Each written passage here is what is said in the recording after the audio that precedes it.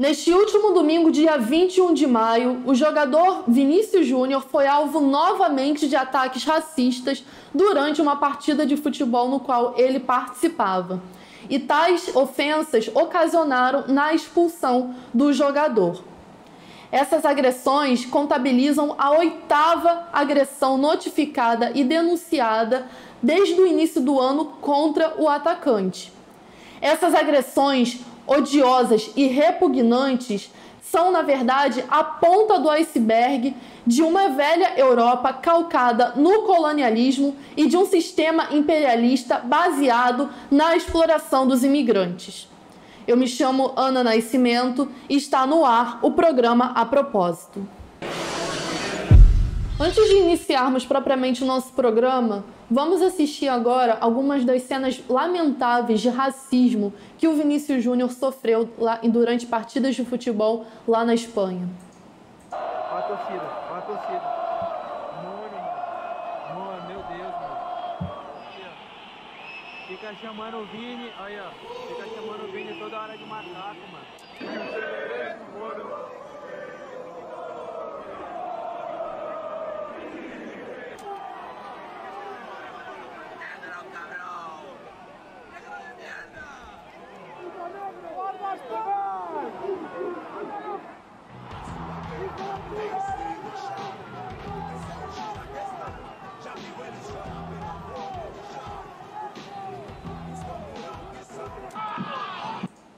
Essas cenas repugnantes que nós acabamos de assistir mostram uma rotina cotidiana contra os jogadores negros e de outras etnias lá na Europa. Essas cenas contra o jogador Vinícius Júnior, a primeira delas no caso, foi feita por torcedores de extrema direita do time de futebol Valência que jogava contra o Real Madrid neste último domingo. Inclusive, o Vinícius Júnior ele foi alvo de 8 das 9 ofensas racistas registradas e denunciadas só nesse ano à La Liga. E quando saía do estádio neste último domingo, o jogador ainda foi indagado por um jornalista se ele pediria perdão à torcida do Valência.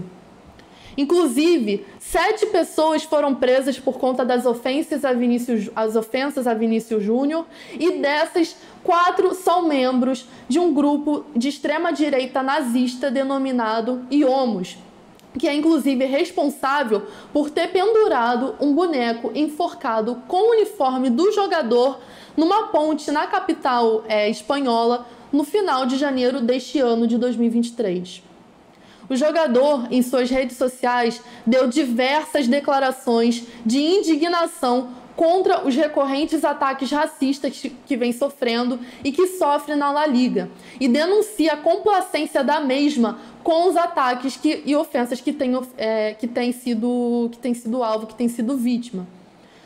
A cada rodada ele diz o seguinte: fora de casa, uma surpresa desagradável. E foram muitas nessa temporada. Desejo de morte, boneco enforcado, muitos gritos criminosos, tudo registrado. E ele diz mais à frente o seguinte: as provas estão aí no vídeo. Agora pergunto, quanto desses racistas tiveram nomes e fotos expostas em sites? Eu respondo para facilitar: 0. Nenhum para contar uma história triste ou pedir aquelas falsas desculpas públicas. E o que falta para criminalizarem essas pessoas e punirem esportivamente os clubes? Porque os patrocinadores não cobram a La Liga? As televisões não se incomodam de transmitir essa barbárie a cada final de semana? O problema é gravíssimo e comunicados não funcionam mais. Me culpar para justificar atos criminosos também não. Não é futebol, é desumano. E em resposta ao jogador, o presidente da La Liga, o Javier Tebas, disse que o jogador deveria se informar melhor sobre as ações da La Liga contra o racismo. A La Liga, inclusive, vale ressaltar, tem como patrocinadores o Banco Santander, a Puma, a EA Sports e a Microsoft. Inclusive, a gente questiona: quais ações a La Liga tem tomado para combater o racismo? Quais ações a La Liga tomou durante todo esse tempo contra as ofensas, contra os ataques que esses jogadores de futebol têm sofrido? No entanto, vale destacar e vale ressaltar aqui: Os casos, como o do Vinícius Júnior, não são as únicas formas explícitas de racismo, de chauvinismo, de xenofobia que acontecem na Europa. Pelo contrário, no submundo dos assalariados, imigrantes e descendentes, a opressão social e a exploração não encontram limites. Vale destacar e lembrar que na última semana, vídeos e imagens que foram realizadas no dia 11 de abril que foram divulgados somente recentemente, flagraram autoridades gregas abandonando imigrantes africanos à deriva no mar Mediterrâneo. Foram 12 pessoas, dentre as quais haviam crianças, encontradas próximos à ilha de Lesbos, no mar Egeu, e transportados de barco até os limites das águas gregas com a Turquia e deixados em um bote salva-vidas. Vale destacar, inclusive, que em 2019, em um campo de refugiados, lá na ilha de Lesbos, um incêndio criminoso aconteceu e deixou uma pessoa morta. E quando esses refugiados foram se revoltar, foram protestar, a repressão policial deixou mais de 17 pessoas feridas.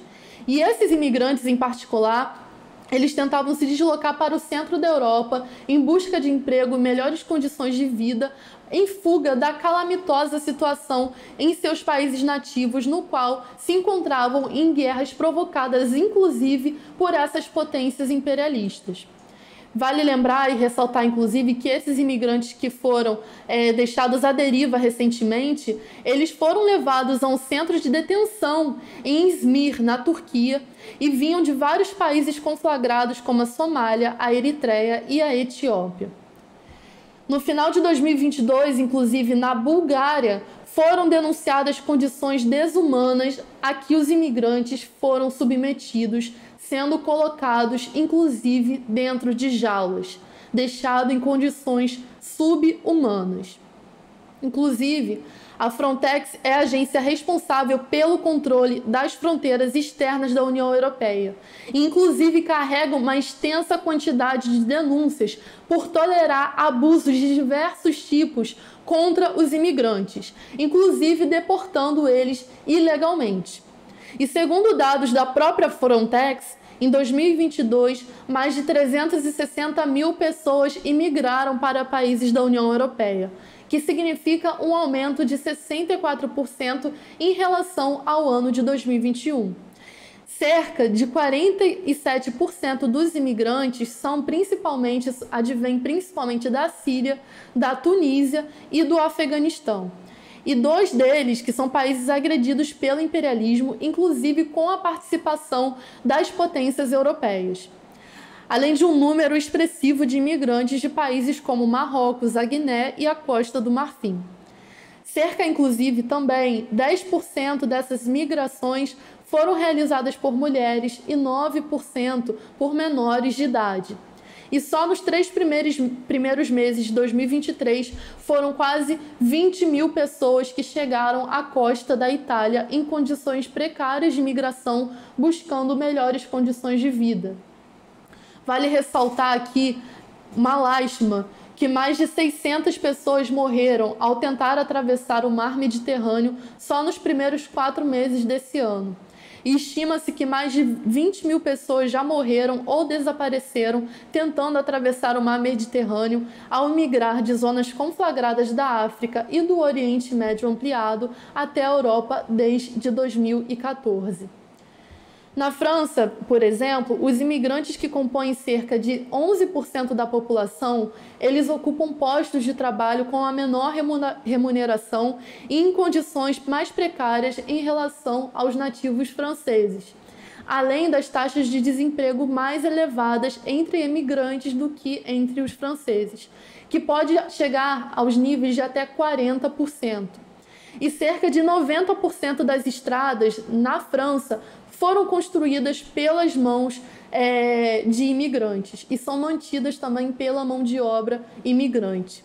42% dos funcionários das empresas de limpeza provém da imigração e cerca de 39% dos homens imigrantes são operários. Na Espanha, por outro lado, entre setembro e janeiro de 2021, somente 7% das permissões de trabalho emitidas para estrangeiros foram para empregos qualificados. As outras 93% foram para outras modalidades, como empregados domésticos e profissionais de limpeza, que ocupam cerca de 30%. Os peões agrários, os camponeses ou assalariados agrícolas, que ocupam cerca de 14,5%. E camareiros e cozinheiros, que são cerca de 6%. Esses dados são da Subdireção Geral de Estatística e Análise Sociolaboral. E segundo o estudo do Gabinete de Estatísticas da União Europeia, o Eurostat, divulgado no final do ano passado, mais de 1,1 milhão de imigrantes de fora da União Europeia relataram ter sido discriminados enquanto trabalhavam, em relação a dados coletados no ano de 2021. E o relatório constata que mais de 600 mil homens relataram terem sido vítimas de preconceito no ambiente de trabalho, enquanto que entre as mulheres foram mais de 500 mil registros. E os países que mais tiveram relatos de xenofobia foram, respectivamente, a Alemanha, a França e a Holanda, que é onde o fluxo de imigrantes advindos de países africanos e do Oriente Médio é bastante grande. E, inclusive, a repressão contra os imigrantes se torna ainda mais brutal. Segundo um dossiê compilado pelo Border Violence Monitoring Network, durante a pandemia de Covid-19, 13 países passaram a aplicar táticas de detenção terríveis, desumanas, tais como raspagem de cabelo forçado, espancamento, ataques feitos com cachorros e estupros. E estima-se, inclusive, que mais de 20 mil refugiados tenham sofrido alguma forma de violência e discriminação nas fronteiras europeias ou nos campos de refugiados, que estão mais para campos de concentração. E, além disso, a repressão a bairros de imigrantes e protestos realizados por esses imigrantes cresceu consideravelmente na Europa. Bom, o que essa quantidade extensa de dados revelam sobre esse fenômeno?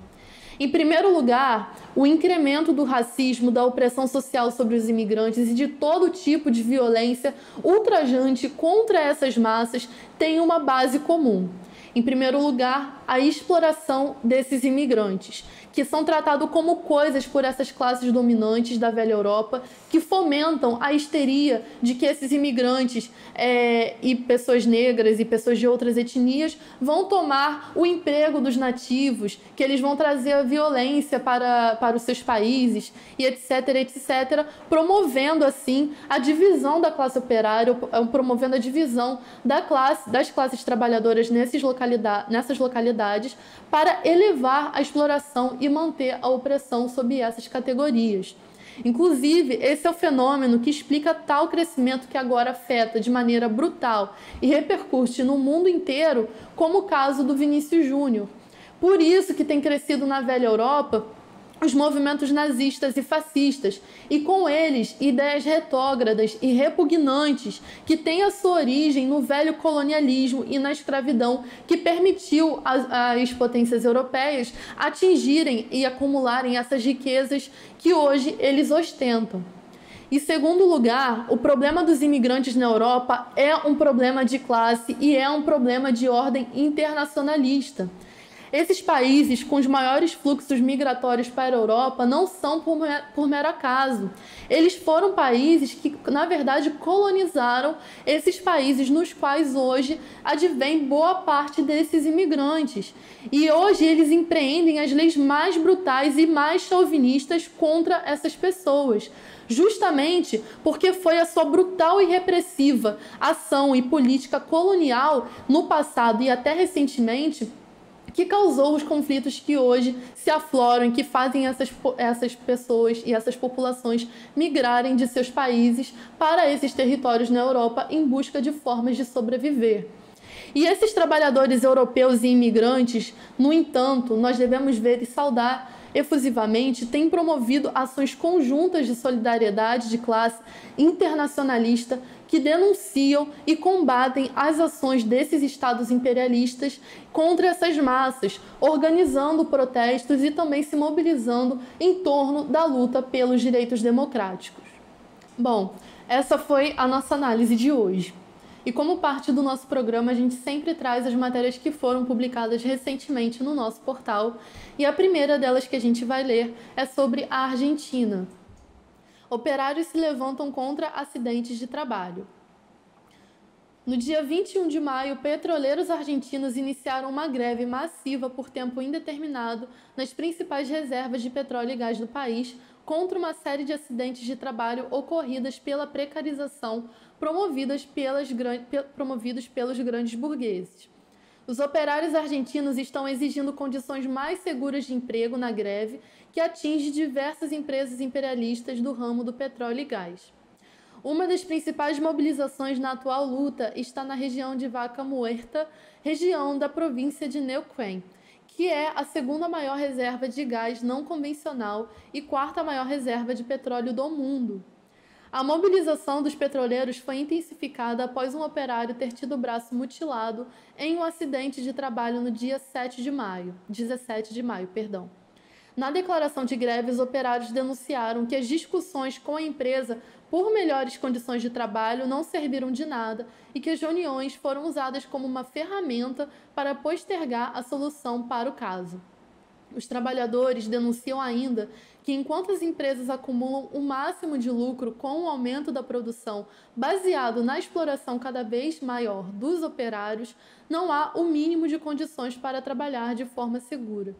Ou seja, essa luta dos petroleiros que tem se deflagrado agora lá na Argentina se soma às grandiosas lutas que têm se acumulado e que têm acontecido também em outros setores e outras categorias de massas populares lá na Argentina. Como a gente noticiou recentemente, na semana passada foram diversos protestos e mobilizações populares que correram toda a Argentina contra a pobreza, contra a atual situação de crise gravíssima que se encontra a sociedade argentina e contra também os pacotões do imperialismo yankee sendo promovidas pelo FMI.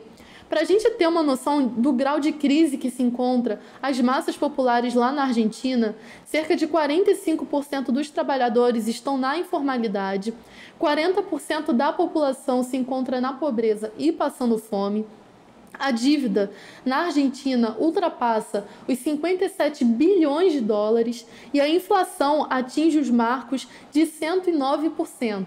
E no caso do preço dos alimentos, em 115%.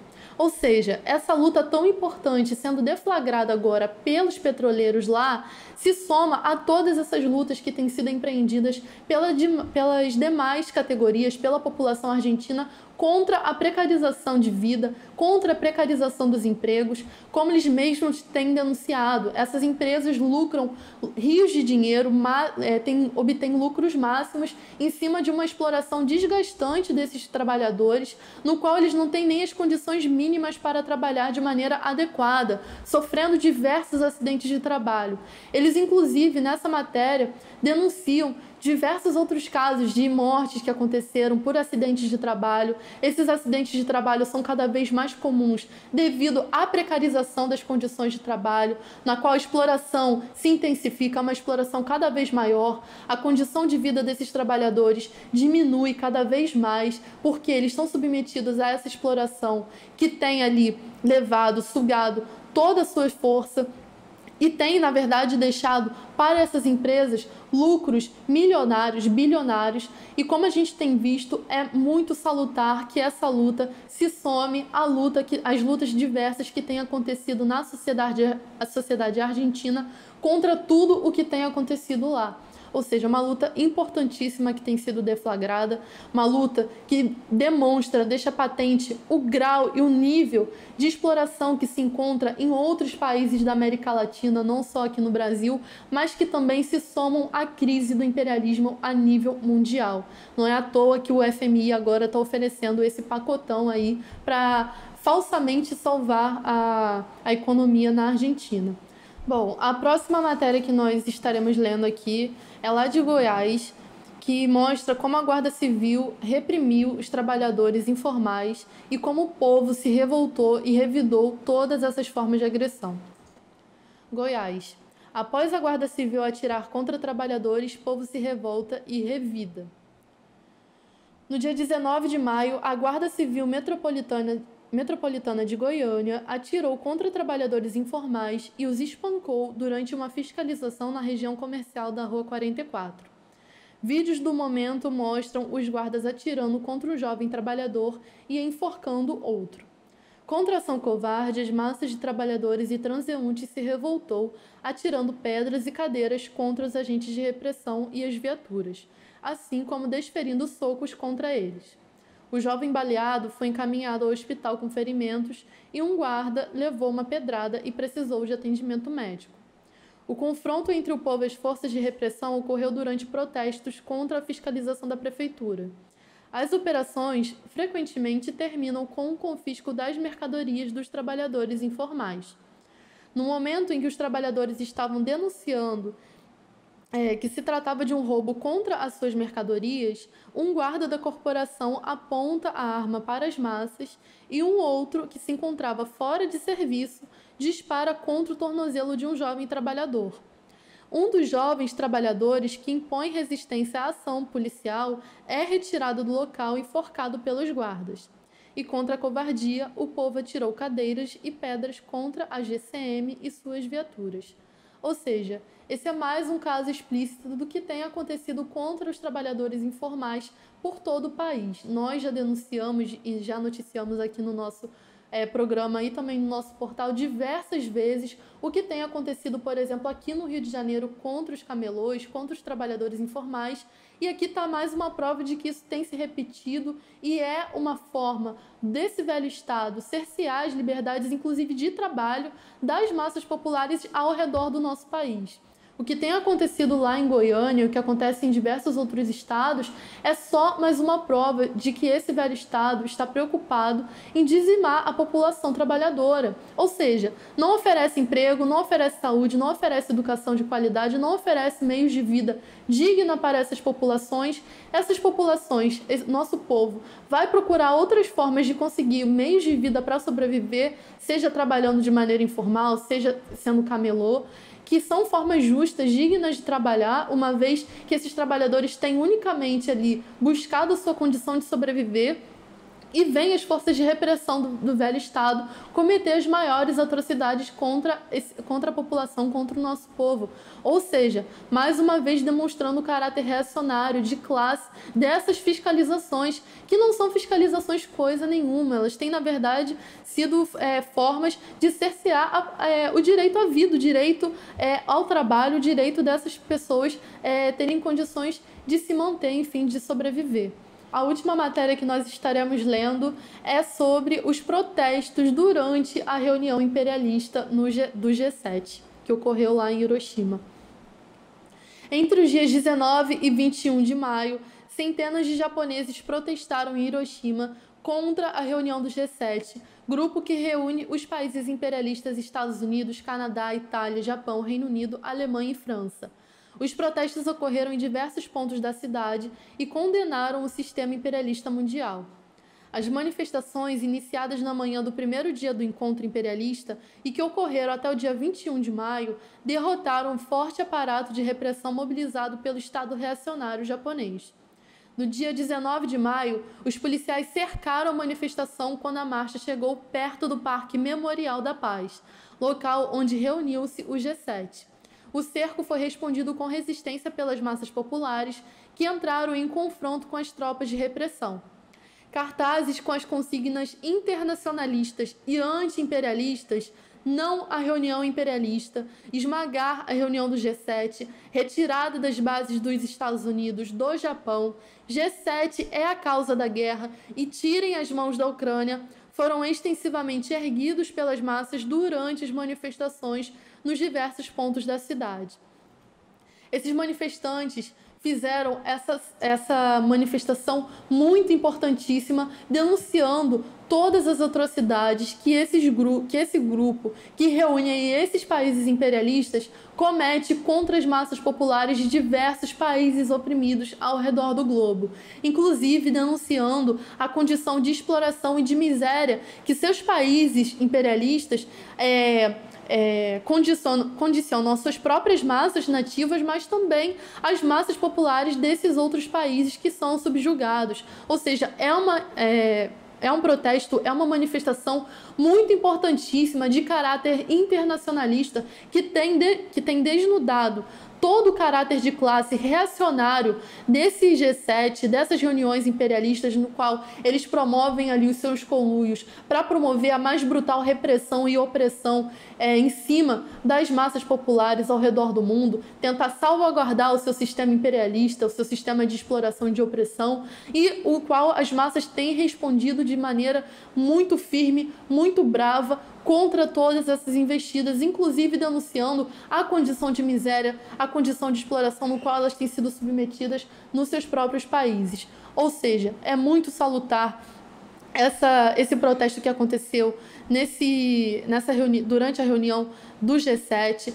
todas essas reivindicações que os japoneses, que a população japonesa tem exigido, tem colocado. Vale a pena vocês conferirem a matéria na íntegra, e tudo que eles têm denunciado, portanto, em relação também à guerra na Ucrânia. A gente não pode se iludir de que estamos vivendo em tempos de paz, em eras de democracia. Pelo contrário, nós temos visto o direito das massas, as guerras acontecerem cada vez mais, o direito das massas serem cerceados paulatinamente, tanto aqui no nosso país, mas também nos países imperialistas e vice-versa. Ou seja, contra as massas trabalhadoras, contra as classes populares, contra as classes trabalhadoras, em todo o globo têm sido cometidas mais atrozes ações por parte desses países imperialistas. Então, muito importante essa denúncia feita pela população japonesa e todos esses protestos ultracombativos.